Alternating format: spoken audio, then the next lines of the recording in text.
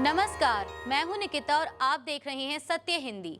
एक नजर डालते हैं अब तक की सुर्खियों पर। उन्नाव रेप केस, सेंगर को जमानत मिलने पर विनेश फोगाट बोली, ताकतवरों के लिए कानून नरम। अपराधियों को राजनीतिक संरक्षण देने की मानसिकता अब भी जिंदा, विनेश फोगाट। इससे पहले बृजभूषण सिंह ने हाईकोर्ट के फैसले का किया था स्वागत। भारतीय पहलवान और कांग्रेस विधायक विनेश फोगाट ने उन्नाव रेप केस में कुलदीप सिंह सेंगर को जमानत मिलने और उस पर बृजभूषण शरण सिंह के बयान पर प्रतिक्रिया दी है। विनेश फोगाट ने एक्स पर लिखा कि उन्नाव रेप केस सिर्फ एक आपराधिक मामला नहीं बल्कि यह बताता है कि भारत में ताकतवर लोगों के लिए कानून कितना नरम और पीड़ितों के लिए कितना कठोर हो सकता है। उन्होंने कहा कि इससे भी ज्यादा चिंताजनक है सत्ता से जुड़े नेताओं का दोषियों के पक्ष में खुलकर बोलना। उन्नाव रेप केस में दोषी करार दिए जा चुके कुलदीप सेंगर के समर्थन में पूर्व भाजपा सांसद बृजभूषण सिंह का बयान सामने आना बताता है कि समस्या सिर्फ अदालतों तक सीमित नहीं है बल्कि राजनीतिक संरक्षण की मानसिकता अब भी जिंदा है। बता दें कि इससे पहले पूर्व बीजेपी सांसद बृजभूषण सिंह ने कहा था कि मैं कुलदीप सेंगर जी को जमानत मिलने का स्वागत करता हूं, उनके साथ अन्याय हुआ था। उन्नाव रेप पीड़िता ने सीबीआई से किया संपर्क, सौंपी 6 पन्नों की शिकायत। पीड़िता ने तत्कालीन अधिकारी के खिलाफ जांच की मांग की। जांच अधिकारी ने दोषी सेंगर से मिलीभगत कर जानबूझकर गलत जांच की और तथ्यों में हेरफेर किया। पीड़िता 2017 के उन्नाव रेप केस की पीड़िता ने सीबीआई से संपर्क किया है और तत्कालीन जांच अधिकारी के खिलाफ एफआईआर दर्ज करने की मांग की है। पीड़िता का आरोप है कि जांच अधिकारी ने दोषी पूर्व भाजपा विधायक कुलदीप सिंह सेंगर से मिलीभगत कर जानबूझकर गलत जांच की और तथ्यों में हेरफेर किया। 6 पन्नों की शिकायत में पीड़िता ने कहा कि आरोप पत्र में जाली स्कूल दस्तावेज लगाए गए, झूठे बयान जोड़े गए और मोबाइल फोन से जुड़े गलत दावे किए गए। अनुकूल परिणाम दिलाने में मदद करने के लिए बेईमानी और पूरे इरादे से जांच की। यह घटनाक्रम दिल्ली हाईकोर्ट द्वारा सेंगर की उम्र कैद की सजा निलंबित किए जाने के फैसले के बाद सामने आया है। फैसले के विरोध में संसद परिसर और जंतर मंतर के पास प्रदर्शन हुए, जहां एक्टिविस्ट योगिता भयाना और कांग्रेस नेता मुमताज पटेल समेत कई लोगों को हिरासत में लिया गया। पीड़िता और उसकी मां ने धमकियों का आरोप लगाया है। इस बीच सीबीआई ने हाईकोर्ट के आदेश के खिलाफ सुप्रीम कोर्ट में याचिका दायर की है। हालांकि रेप केस में राहत मिलने के बावजूद सेंगर पीड़िता के पिता की हिरासत में मौत के मामले में सजा के कारण जेल में ही रहेगा। उन्नाव रेप केस, सीबीआई के सुप्रीम कोर्ट जाने के फैसले पर क्या बोली पीड़िता। अगर सीबीआई मेरे वकील के साथ खड़ी होती तो यह दिन देखना ही नहीं पड़ता।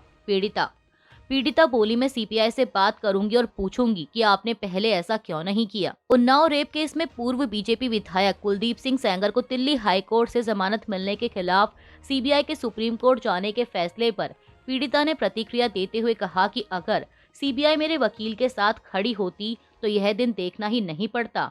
हम लोगों की जीत होती और उनकी हार होती। अभी उनके चेहरे और परिवार में खुशियां हैं, उनके यहाँ पटाखे दग रहे हैं। सीबीआई के सुप्रीम कोर्ट जाने के फैसले पर उन्होंने कहा कि मैं उनसे बात करूंगी और पूछूंगी कि आपने पहले ऐसा क्यों नहीं किया। अरावली की नई परिभाषा पर सुप्रीम कोर्ट का स्वतः संज्ञान, 29 दिसंबर को सुनवाई। अरावली पहाड़ियों पर नए नियम से बढ़ी चिंता, नए नियम का देश भर में हो रहा विरोध। अरावली पहाड़ियों की नई परिभाषा को लेकर उठी चिंताओं के बीच सुप्रीम कोर्ट ने शनिवार 27 दिसंबर को इस मामले का स्वतः संज्ञान लिया और इसकी सुनवाई 29 दिसंबर को तय की है। सीजेआई सूर्यकांत की अध्यक्षता वाली 3 जजों की स्पेशल वेकेशन बेंच इस पर सुनवाई करेगी। बता दें कि इससे पहले नवंबर में सुप्रीम कोर्ट ने पर्यावरण मंत्रालय की सिफारिश को स्वीकार कर लिया, जिसमें अरावली पहाड़ियों की नई परिभाषा दी गई है। यानी इसके अनुसार अब केवल वे जमीन के हिस्से अरावली माने जाएंगे जो अपने आसपास की जमीन से 100 मीटर या उससे ज्यादा ऊंचे हों। इस फैसले से पर्यावरण विशेषज्ञ चिंतित हैं कि अरावली के बड़े हिस्से की सुरक्षा खत्म हो जाएगी और खनन बढ़ सकता है। इस वजह से इस नियम का विरोध हो रहा है और अरावली बचाओ अभियान शुरू किया गया है। वैष्णो देवी मेडिकल कॉलेज दाखिला विवाद, हिंदू आरक्षण की मांग पर जम्मू में प्रदर्शन। लोक भवन के बाहर एलजी मनोज सिन्हा के पुतले फूंके गए। मुख्यमंत्री उमर अब्दुल्ला ने कहा कि कानून के मुताबिक दाखिले सिर्फ मेरिट के आधार पर होते हैं, धर्म के आधार पर नहीं। जम्मू कश्मीर में Shri Mata Vaishno Devi institute of medical excellence में दाखिलों को लेकर विवाद गहराता जा रहा है। शनिवार को श्री माता वैष्णो देवी संघर्ष समिति के बैनर तले प्रदर्शनकारियों ने उपराज्यपाल मनोज सिन्हा के खिलाफ लोक भवन के बाहर प्रदर्शन किया और उनके पुतले जलाए। प्रदर्शनकारियों की मांग है कि श्राइन बोर्ड पहली एडमिशन लिस्ट रद्द करे और मेडिकल कॉलेज में सिर्फ हिंदू छात्रों के लिए सीटें आरक्षित की जाएं। इस विरोध में बीजेपी, आरएसएस, बजरंग दल, शिवसेना और सनातन धर्म सभा के नेता शामिल हुए। समिति के संयोजक कर्नल रिटायर्ड सुखवीर मनकोटिया ने कहा कि कॉलेज तीर्थयात्रियों के दान से पना है, इसलिए सीटें हिंदू छात्रों को मिलनी चाहिए।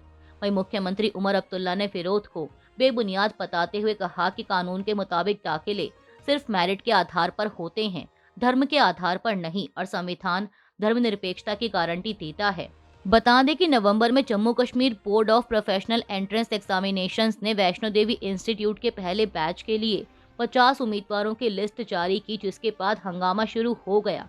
दरअसल कुल उम्मीदवारों में से 44 कश्मीर के मुस्लिम और 6 जम्मू के हिंदू थे।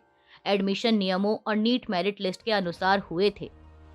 चुनाव आयोग ने असम की ड्राफ्ट वोटर लिस्ट जारी की। वोटर लिस्ट में से कुल 10.56 लाख नाम हटाए गए। इंटीग्रेटेड ड्राफ्ट लिस्ट के अनुसार राज्य में अब 2,51,09,754 रजिस्टर्ड वोटर हैं। असम में एक स्पेशल रिवीजन एक्सरसाइज के बाद 10.56 लाख से ज्यादा वोटर्स के नाम वोटर लिस्ट से हटा दिए गए हैं, जहां 6 महीने से भी कम समय में विधानसभा चुनाव होने वाले हैं। भारत निर्वाचन आयोग द्वारा शनिवार को जारी इंटीग्रेटेड ड्राफ्ट लिस्ट के अनुसार राज्य में अब 2,51,09,754 रजिस्टर्ड वोटर हैं, जिसमें 93,021 टी वोटर या संदिग्ध वोटर शामिल नहीं हैं। बता दें कि टी वोटर असम में वोटर्स की कैटेगरी है जिन्हें नागरिकता डॉक्यूमेंटेशन में कथित कमियों के कारण सरकार द्वारा वोट देने के अधिकार से वंचित कर दिया गया है।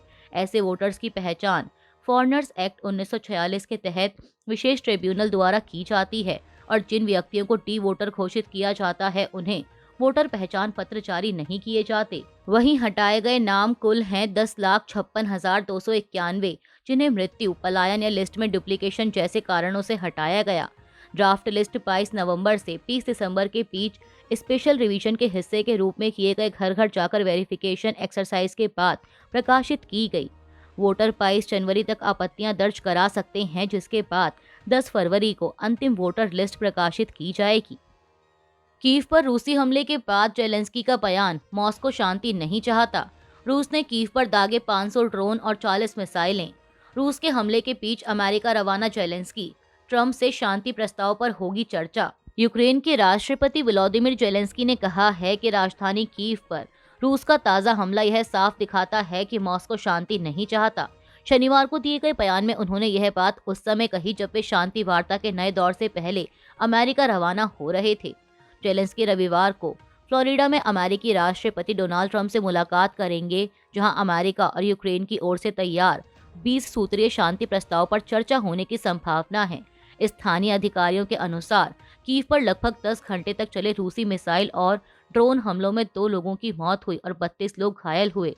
जेलेंस्की ने कहा कि रूस ने कीव की ओर लगभग 500 ड्रोन और 40 मिसाइलें दागी, जिनमें आम नागरिकों और ऊर्जा ठिकानों को निशाना बनाया गया। कीव पर रूसी हमलों की कई देशों ने की कड़ी निंदा। फ्रांस के राष्ट्रपति इमैनुअल मैक्रोन ने कहा कि यह हमला दिखाता है कि रूस युद्ध खत्म करने में रुचि नहीं रखता। कनाडा के प्रधानमंत्री मार्क कार्नी ने यूक्रेन को 2.5 अरब कनाडाई डॉलर की नई आर्थिक मदद का ऐलान किया। रूस के कीव पर किए गए हालिया बड़े हमले की फ्रांस, कनाडा और यूरोपीय संघ सहित कई देशों ने कड़ी निंदा की है। शनिवार तड़के हुए इस हमले में रूस ने लगभग 500 ड्रोन और 40 मिसाइलें दागी, जिससे राजधानी कीव में भारी तबाही हुई, जबकि बड़े पैमाने पर बिजली आपूर्ति बाधित हो गई। करीब 2600 रिहायशी इमारतों और 300 से अधिक स्कूलों व सामाजिक सेवा भवनों को नुकसान पहुंचा।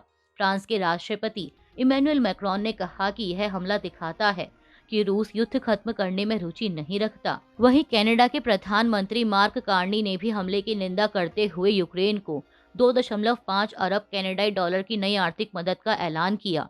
जर्मनी और यूरोपीय संघ ने भी यूक्रेन की संप्रभुता और स्थायी शांति के प्रयासों के प्रति समर्थन दोहराया। अभी के लिए इतना ही। बाकी की देश दुनिया की बड़ी खबरों के लिए जुड़े रहिए सत्य हिंदी के साथ। Copyright disclaimer under Section 107 of the Copyright Act 1976. Allowance is made for fair use for purposes such as criticism, comment, news reporting, scholarship, and research. Fair use is a use permitted by copyright statute that might otherwise be infringing.